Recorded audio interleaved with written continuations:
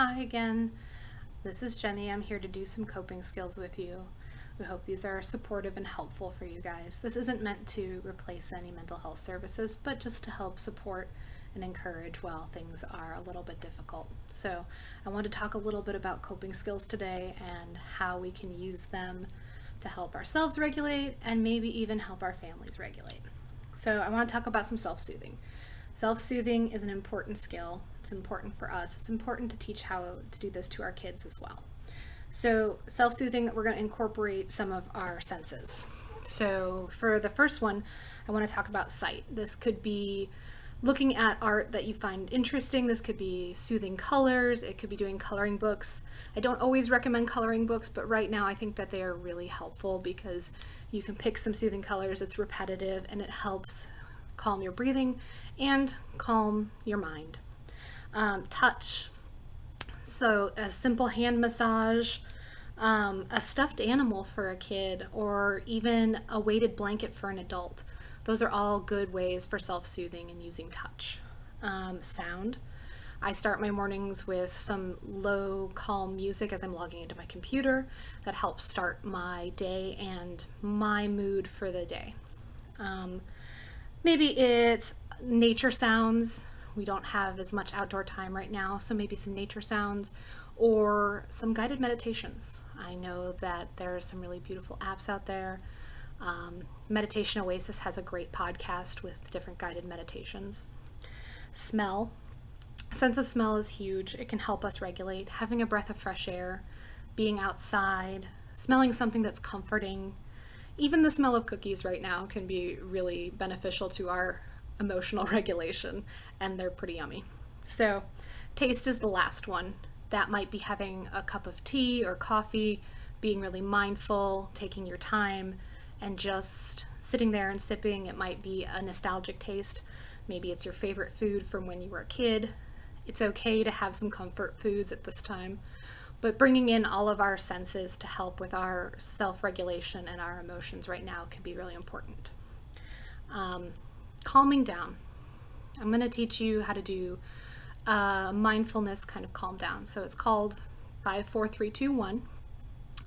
So I ask people to look for 5 things in their environment and say them out loud. So for me, that might be my computer, that might be my easel, books, my sewing machine, all of the things that I can see right in front of me. It helps me ground into this moment. 4 things that you can feel. So that could be, I can feel my lungs expanding when I breathe. That can be, I can feel the air conditioner. I can feel my chair. I can feel my necklace around my neck. Really encouraging yourself to tune into your body. 3 things you can hear. I can hear some birds outside. I can hear the fan in my computer. All of those things that you can hear, so you're really attuned to the moment. 2 things you can smell, and that might be taking a brief walk around your house, finding something that has a pleasant smell, putting on something that calms you, like a little bit of a scent or aromatherapy. And lastly, one thing that you can taste or one positive thing about yourself. Sometimes I just ask people to take a quick drink of water too.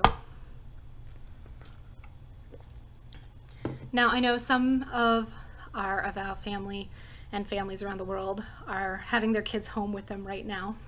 And coping skills can be kind of hard for kids, so I wanted to show you a little project that I do with our kids sometimes, which is, these are paper lunch bags, and these are little metal rings, but you can use string or tie or whatever you've got around. And taking time to write their coping skills. For kids, that could be deep breathing, playing video games, running around, listening to music. Every kid is going to have different coping skills, and that's okay. But this gives them a little booklet that they can write their skills in. And when they're struggling, you can encourage them to go to their book and try out a different skill. Maybe we can't go spend time with a friend right now, but can we read a book? And trying to get them to learn how to use coping skills when things are frustrating.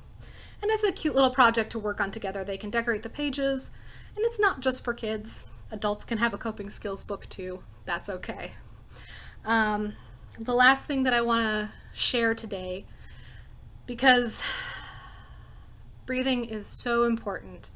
I wanted to share some 4 square breathing with you guys. So we're going to make a square together. We're going to go across the top, down the side, down the bottom, up the side. So 4 square breathing is you inhale for 4, you hold your breath for 4, you exhale for 4, and then you don't breathe again for 4. So we're going to try that together. So we're going to inhale for 4, hold it, exhale, and just be still. Now breathe just like normal. So 4 square breathing helps our brain come out of fight or flight. When we're stressed, our brain tends to go into fight or flight, and our breathing becomes a little more quick.